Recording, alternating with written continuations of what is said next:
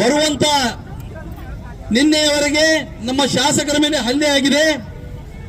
ಅದಕ್ಕೆ ಜಿಲ್ಲಾಡಳಿತ ಮತ್ತು ಜಿಲ್ಲಾ ಉಸ್ತುವಾರಿ ಸಚಿವರು ಸ್ವಯಂ ಪ್ರೇರಿತವಾಗಿ ದೂರನ್ನು ದಾಖಲಿಸಬೇಕು, ಸುಮೋಟೋ ಕೇಸನ್ನು ಮಾಡಬೇಕು ಅಂತೇಳಿ ನಾವು ಹೇಳಿದ್ವಿ.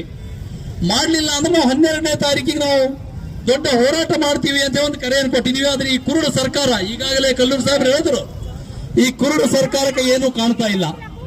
ಈ ಹೋರಾಟ ಅನಿವಾರ್ಯ ಆಯ್ತು. ಇವತ್ತು ನಮಗೆ ಸರ್ಕಾರ ಇದೇ ರೀತಿ ಮುಂದುವರಿಸಿದ್ರೆ ಇನ್ನೂ ಇದಕ್ಕಿಂತ ದೊಡ್ಡ ಹೋರಾಟ ನಾವು ಮಾಡಬೇಕಾಗ್ತದ.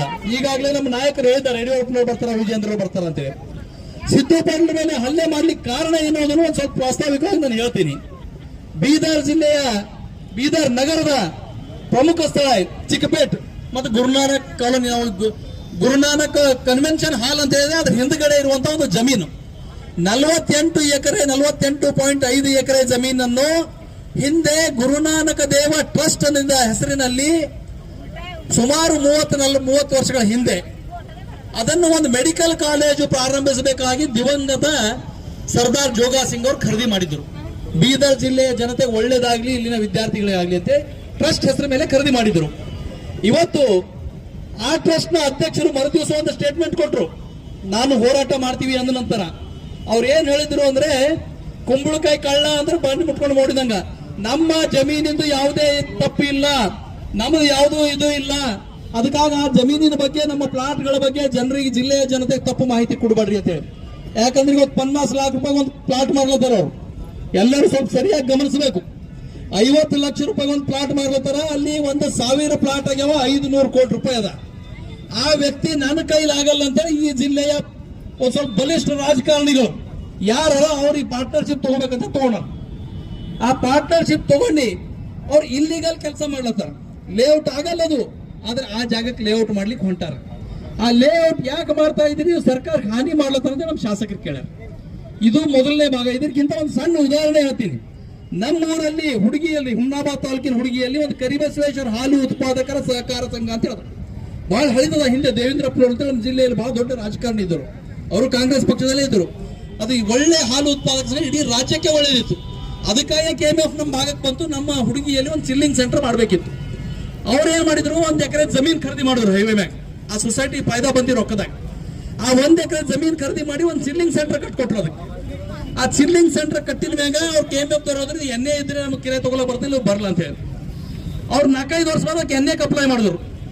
ಜಿಲ್ಲಾಧಿಕಾರಿ ಏನ್ ಹೇಳಿದ್ರು ಅಂದ್ರೆ, ಯಾರು ಈ ಭೂ ಸುಧಾರಣೆ, ಕರ್ನಾಟಕ ಭೂ ಸುಧಾರಣೆ ಕಾಯ್ದೆ 1960 ಪ್ರಕಾರ ಯಾರು ಒಕ್ಕಲಿಗರೇ ಇರಲ್ಲ, ಯಾರು ರೈತ ಇರಲ್ಲ, ಅವರಿಗೆ ರೈತರ ಕೃಷಿ ಜಮೀನ್ ಖರೀದಿ ಮಾಡ್ಲಿಕ್ಕೆ ಪರ್ಮಿಷನ್ ಇಲ್ಲ ಕರ್ನಾಟಕದಾಗ.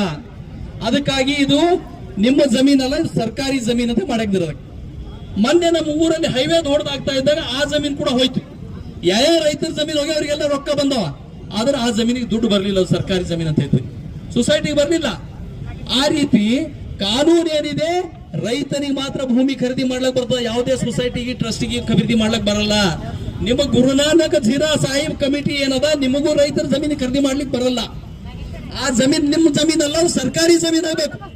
ಇವತ್ತು 1,000 ಕೋಟಿ ರೂಪಾಯಿ ಬೆಲೆ ಬಾಳುವ ಸರ್ಕಾರಿ ಜಮೀನನ್ನು ನೀವು ಬೀದರ್ ಜಿಲ್ಲೆಯ ಜನತೆಗೆ ಮೋಸ ಮಾಡಿ, ಸರ್ಕಾರಕ್ಕೆ ಮೋಸ ಮಾಡಿ ಲೂಟಿ ಮಾಡ್ಬೇಕಲ್ಲತ್ತೀರಿ. ನೀವು ಯಾರು ಜಗಳ ಆಡ್ಯಾರ ಅವರಿಬ್ರು ಕೂಡಿ. ಇದಕ್ಕೆ ಭಾರತೀಯ ಜನತಾ ಪಕ್ಷ ಅವಕಾಶ ಕೊಡೋದಿಲ್ಲ. ನೀವು NA ಲೇಔಟು ಅದು ಎಲ್ಲ ಹಿಂದಿನ ಅದರ ಸ್ವತಃ ಮಂತ್ರಿಗಳೇ ಒಪ್ಕೊಂಡಾರ. ಸದನ ನಮ್ಮ ಶಾಸಕರಿಗೆ ಹೇಳ್ಯಾರ ಇದು ತಪ್ಪದ ಅಂತ ಹೇಳಿ. ಇವ್ರು ಹೇಳ್ತಾರ ತಪ್ಪಿಲ್ಲ ಅಂತ. ನೀವು ತಪ್ಪಿಲ್ಲ ಅಂದ್ರೆ ಮತ್ತೆ ಮಂತ್ರಿ ರಾಜೀನಾಮೆ ಕೊಡ್ಬೇಕು. ಸದನ ತಪ್ಪದಂತೆ ಭೈರತಿ ಸುರೇಶ್ ಹೇಳ, ಅವರ ರಾಜೀನಾಮೆ ಕೊಡ್ಬೇಕು ಅಂತ ನೀವರ ಅದು ಬಿಟ್ಟು ಕೊಡ್ಬೇಕು ಸರ್ಕಾರ. ಅದು ಸರ್ಕಾರಿ ಆಸ್ತಿ ಅದ. ನಮ್ಮ ಜಿಲ್ಲೆಯಲ್ಲಿ ಜಿಲ್ಲಾಧಿಕಾರಿ ಕಚೇರಿ ಕಟ್ಲಕ್ ಜಾಗ ಇಲ್ಲ, ಇಲ್ಲೇ ಹಳಿದೆ ಮುರಿದು ಕಟ್ಲತ್ತಾರ. ಇವತ್ತು ಸರ್ಕಾರ ಯಾವ್ದಾರ ಇದು ಕಟ್ಟಬೇಕಂದ್ರೆ ಜಾಗ ಇಲ್ಲ. ಸರ್ಕಾರ ಇವತ್ತು ಅದಕ್ಕೆ ಮುಟ್ಟುಗೋಲು ಹಾಕಬೇಕು. 1 ಎಕರೆ ಒಂದು ಸೊಸೈಟಿ ನೀವು ಸರ್ಕಾರಿ ಜಮೀನು ಮಾಡ್ತೀರಿ ಅಂದ್ರೆ 50 ಎಕರೆ ಬೀದರ್ನ ಪ್ರೈಮ್ ಲೊಕೇಶನ್ ಇರುವಂತ 1,000 ಕೋಟಿ ನೀವು ಹೆಂಗ್ ಕಣ್ಣು ಮುಚ್ಕೊಂಡು ಕೂತೀರಿ? ಇದ್ರದಾಗ ಎಲ್ಲರೂ ಶಾಮೀಲರ. ಕಾಂಗ್ರೆಸ್ ಸರ್ಕಾರ ಶಾಮೀಲದ, ಕಾಂಗ್ರೆಸ್ನ ಶಾಸಕರು ಶಾಮೀಲರ, ಕಾಂಗ್ರೆಸ್ನ ಉಸ್ತುವಾರಿ ಮಂತ್ರಿಗಳು ಬೀದರ ಶಾಮೀಲರ. ಯಾಕೆ ಅವ್ರು ಕ್ರಮ ಕೈಗೊಳ್ತಾ ಇಲ್ಲ? ಕಾನೂನು ಇದೆ, ನಿಮ್ಮದೇ ಕಾನೂನು. 2021 ಬದಲಾವಣೆ ಆಗ್ಯಾದ. ಅದ್ರ ನಂತರ ಯಾವುದೇ ಸೊಸೈಟಿ ಮತ್ತು ಟ್ರಸ್ಟ್ನವ್ರು ತಗೊಳ್ಬಹುದು ಅಂತ ಆಗ್ಯಾದ. ಅದಕ್ಕೆ ಆ ಜಮೀನನ್ನು ಇವತ್ತ ಸರ್ಕಾರಿ ಜಮೀನು ಮಾಡಬೇಕು. ಅದು ಇಲ್ಲಿಗಲ್ ಅಂತ ನಮ್ಮ ಶಾಸಕರು ಕೇಳಿದ್ದಕ್ಕ ಯಾಕೆ ವಿಧಾನ ಪರಿಷತ್ ಸದಸ್ಯರು ಹಲ್ಲೆಗೆ ಬಂದ್ರು ಅಂದ್ರ ಅವ್ರದ್ದು ಅದರದ ಪಾರ್ಟ್ನರ್ಶಿಪ್ ಅದ. ಈಗ ಹೇಳಿದ್ರು ನಮ್ಮ ನಾಯಕರೊಬ್ರು ಮಾತಾಡ್ತಾ ಅವ್ರಿಗೆ ಮೆಣಸಿನಕಾಯಿ ಹೊಡಿತಂತೆ. ಮೆಣಸಿನಕಾಯಿ ಸುಮ್ಮನೆ ಹೊಡೆಯಲ್ಲ, ಅವ್ರದ್ದು ನುಕ್ಸಾನ ಆಗ್ಲತ್ತದ. ಅವ್ರದ್ದು ನುಕ್ಸಾನ ಆಗ್ಲತ್ತ ಈ ಕಡೆಯಿಂದ ಅವರು ನೀವು ಇದಕ್ಕೆ ಯಾಕೆ ಕೇಳತ್ತೀರಿ, ಇದು ಯಾಕೆ ಬೇರೆ ಕೇಳ್ರಿ ಅಂತ ಹೇಳಿ ಇವತ್ತು ಹಲ್ಲೆ ಮಾಡಿದ್ದಾರ. ಇವತ್ತು ರಾಜ್ಯ ಸರ್ಕಾರ ಇವತ್ತು ಪೂರ್ತಿ ಗಮನಿಸ್ತಾ ಇದೆ. ಅದಕ್ಕೆ ನಾವು ರಾಜ್ಯ ಸರ್ಕಾರಕ್ಕೆ ಒತ್ತಾಯ ಮಾಡ್ತೀವಿ. ಅವ್ರು ಹಲ್ಲೆ ಮಾಡಿದ್ರೆ ನಮ್ಮ ಶಾಸಕರೇನು ಸುಮ್ ಕೊಡ್ಲಿಲ್ಲ. ಇವತ್ತು ಇಡೀ ಕರ್ನಾಟಕ ಕಾಂಗ್ರೆಸ್ ಜನತೆ ಪಾಠ ಕಲಿಸಿದ್ದಾರ. ನೀವು ನಮ್ಮ ಶಾಸಕರಿಗೆ ಕೈ ಮುಟ್ಲಕ್ ಸಾಧ್ಯ ಇಲ್ಲ ಅನ್ನುವಂತ ಮಾತನ್ನು ಇಡೀ ಮೀಡಿಯಾ ಎದುರು ತೋರಿಸ್ಕೊಟ್ಟಿದ್ದಾರೆ ನಮ್ಮ ಶಾಸಕರು. ಮತ್ತು ಒಬ್ಬ ಶಾಸಕ ಯಾವ ರೀತಿ ಇರಬೇಕು ಅಂತ ಹೇಳಿ ಕೂಡ ಅವ್ರು ಮಾದರಿಯಾಗಿ ತೋರಿಸ್ಕೊಟ್ಟಾರೆ. ಅವ್ರೇನೋ ಅವ್ರಿಗೆ ಹೊಡೆದು ಬಹಳ ದೊಡ್ಡ ವಿಷಯ ಇರಲಿಲ್ಲ ಅಲ್ಲಿ, ಇವರು ಅವ್ರಿಗೆ ಹೊಡೆದ್ರೆ ಬಹಳ ಜಲ್ದಿ ಇದಾಗಬಹುದಿತ್ತು. ಆದ್ರೂ ಒಬ್ಬ ಶಾಸಕ ನಾವು ಪ್ರಜಾಸತ್ತಾತ್ಮಕವಾಗಿ ಒಬ್ಬ ಜನರಿಂದ ಆಯ್ಕೆ ಬಂದು ನಾವು 2.5 ಲಕ್ಷ ಜನರದ ಒಂದು ಪ್ರತಿನಿಧಿಯಾಗಿ 2 ಲಕ್ಷ ಮತದಾರರ ಪ್ರತಿನಿಧಿಯಾಗಿ ನಾವು ಯಾವ ರೀತಿ ಗೌರವಪೂರ್ವಕವಾಗಿ ವರ್ತನೆ ಮಾಡಬೇಕು ಅಂತ ಇವತ್ತು ಶಾಸಕರು ತೋರಿಸ್ಕೊಟ್ರು. ಆ ಮೀಟಿಂಗ್ ಮುಗಿದ ನಂತರ ಪೊಲೀಸರು ಕೇಳಿದ್ರು ಅವ್ರಿಗೆ ನಿಮಗೆ ರಕ್ಷಣೆ ಕೊಡ್ತೀವಿ ಅಂತ. ನಮಗೇನು ರಕ್ಷಣೆ ಬೇಕಾಗಿಲ್ಲ, ನೀವು ಬೇಕಾದ್ರೆ ಅವರಿಗೆ ಕೊಟ್ಕೋರಿ ಅಂದ್ರು.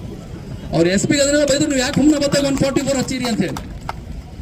ಅದಕ್ಕೆ ಇಲ್ಲಿ ಯಾರು ಭಯ ಪಡೋರಿಲ್ಲ. ನಮ್ಮ ಶಾಸಕರ ಮೇಲೆ ಹಲ್ಲೆ ಆಗ್ಯದ ಅಂತ ಇಲ್ಲ, ನಮ್ದು ಯಾವುದೇ ಕಾರ್ಯಕರ್ತನ ಅಂಗಾಲಿಗೆ ಮುಳಿದು ಅಂದ್ರೂ ನಾವು ಇಷ್ಟು ಜನ ಕೂಡ ಹೋರಾಟ ಮಾಡ್ತೀವಿ. ಇವತ್ತು ನಮ್ಮ ಕಾರ್ಯಕರ್ತರು ಯಾರು ನಾವು ಕಾಂಗ್ರೆಸ್ನವರಿಗೆ ಹೆದರುವಂತ ಅವಶ್ಯಕತೆ ಇಲ್ಲ. ಇವರು ಇವತ್ತು ಹುಮನಾಬಾದ್ನಲ್ಲಿ ಅಂತ ಜಿಲ್ಲೆಯಲ್ಲಿ ಬೇರೆ ಬೇರೆ ಕಡೆ ಭಾಲ್ಕಿಯಲ್ಲಿಯೂ ಕೂಡ ಅನೇಕ ಕಡೆ ಇವತ್ತು ನಮ್ಮ ಒಬ್ಬ ಕಾರ್ಯಕರ್ತನ ಮೇಲೆ, ಒಬ್ಬ ದಲಿತ ಕಾರ್ಯಕರ್ತನ ಮೇಲೆ ಅವನಿಗೆ 34 ನೋಟಿಸ್ ಕೊಡ್ಲಾಕತ್ರು. ಇದೇ ಪೊಲೀಸ್ ಆಡಳಿತವನ್ನು ಉಪಯೋಗ ಮಾಡಿಕೊಂಡು ಇವತ್ತು ಪೊಲೀಸರೇ ಅಂತ ತಿಳ್ಕೊಂಡ್ರಂದ್ರೆ ಇದು ಕಾಂಗ್ರೆಸ್ ಸರ್ಕಾರ ಪರ್ಮನೆಂಟ್ ಇರೋತ್ತ ಅಂತ ಹೇಳಿ ತಿಳ್ಕೊಂಡ್ರ.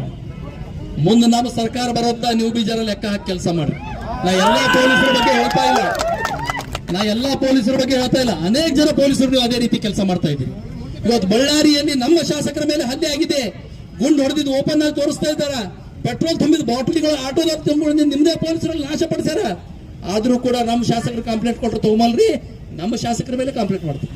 ನಾವು ಇಲ್ಲಿ ನಮ್ಮ ಶಾಸಕರ ಮೇಲೆ ಕಂಪ್ಲೇಂಟ್ ಕೊಡಿಸಬಹುದಿತ್ತು, ನೀವು ಹೆಂಗಿದ್ರಿ ಅಂತ ಖುನದ ನಮಗೆ. ಅದಕ್ಕೆ ನೀವು ಸೋಮೋಟೋ ಕೇಸ್ ಮಾಡ್ರಿ ಅಂತ ನಾವು ಒತ್ತಾಯ ಮಾಡ್ತಾ ಇದ್ದೀವಿ.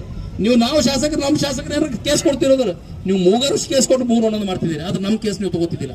ಅದಕ್ಕೆ ನಾವು ಇವತ್ತು ಒತ್ತಾಯ ಮಾಡ್ತಾ ಇದ್ದೀವಿ. ಒಂದು ವೇಳೆ ನೀವೇನಾದ್ರೂ ಸೋಮೋಟೋ ಕೇಸ್ ತಗೊಳ್ಳಿಲ್ಲ ಅಂದ್ರ ಬರುವಂತ ದಿನದಲ್ಲಿ ಒಂದು ಸೋಮೋಟೋ ಕೇಸ್ ತಗೊಳ್ಬೇಕು, ಇಲ್ಲ ಅಂದ್ರೆ ಇನ್ನೂ ಉಗ್ರ ಹೋರಾಟ ಮಾಡ್ತೀವಿ. ಎರಡನೇದು ನಾವು ಜಿಲ್ಲಾಧಿಕಾರಿಗಳಿಗೆ ಒತ್ತಾಯ ಮಾಡ್ತೀವಿ, ಆ ಜಮೀನ್ ಏನಿದೆ ಅದು ಕೂಡಲೇ ಸರ್ಕಾರಿ ಜಮೀನಂತೆ ಪರಿವರ್ತನೆ ಆಗಬೇಕು, ಇಲ್ಲದ್ರೆ ಆ ಜಮೀನ್ ವಿರುದ್ಧ ಕೂಡ ನಾವು ಹೋರಾಟ ಮಾಡ್ತೀವಿ. ಅದು ಒಂದೇ ಜಮೀನಲ್ಲ, ಬೀದರ್ನಲ್ಲಿ ಈ ರೀತಿ ಯಾರ್ಯಾರು ಜಮೀನು ಕಬ್ಜಾ ಮಾಡಿರೋ ಸರ್ಕಾರಿ ಜಮೀನುಗಳು, ಆ ಎಲ್ಲಾ ಸರ್ಕಾರಿ ಜಮೀನುಗಳನ್ನು ತೆರವುಗೊಳಿಸಲಿಕ್ಕೆ ಭಾರತೀಯ ಜನತಾ ಪಕ್ಷ ಯಾವ ರೀತಿ ಎಲ್ಲಿಯವರೆಗೆ ಹೋರಾಟ ಮಾಡಬೇಕು ಅಲ್ಲಿಯವರೆಗೆ ನಾವು ಹೋರಾಟ ತಗೊಂಡು ಹೋಗ್ತೀವಿ. ಇವತ್ತು ಹುಬ್ಬಳ್ಳಿಯಲ್ಲಿಯೂ ಕೂಡ ಪೊಲೀಸರು, ಸ್ವತಃ ಪೊಲೀಸರು ಒಬ್ಬ ನಮ್ಮ ಸಾಮಾನ್ಯ ಕಾರ್ಯಕರ್ತೆ BLA 2, ನಾವು ಇಲ್ಲದವರು ಎಲ್ಲರೂ ಬಹುತೇಕ BLA 2ಗಳಾಗಿದ್ದೀವಿ. ಇವತ್ತು ಚುನಾವಣಾ ಆಯೋಗ ಎಲ್ಲಾ ಕಡೆ SIR ಮಾಡ್ತಾ ಇದೆ, ವೋಟರ್ ಲಿಸ್ಟ್ ಅನ್ನು ರಿವ್ಯೂ ಮಾಡ್ತಾ ಇದೆ. ಆ ವೋಟರ್ ಲಿಸ್ಟ್ ರಿವ್ಯೂ ಮಾಡಕಡೆಯಿಂದ BLA 2ಗಳು ನೇಮಕಾತಿ ಆಗಿದೆ. ಅಲ್ಲಿ BLA 2 ಕೆಲಸ ಮಾಡ್ತಾ ಇದ್ದಾರೆ ಅಲ್ಲಿರುವಂತ ಮಾಜಿ ಕಾರ್ಪೊರೇಟರ್ ಕಾಂಗ್ರೆಸ್ನ ಒಬ್ಬ ಹೆಣ್ಮಗಳು, ನಮ್ಮ ಹೆಣ್ಮಗಳ ಮೇಲೆ ಕಂಪ್ಲೇಂಟ್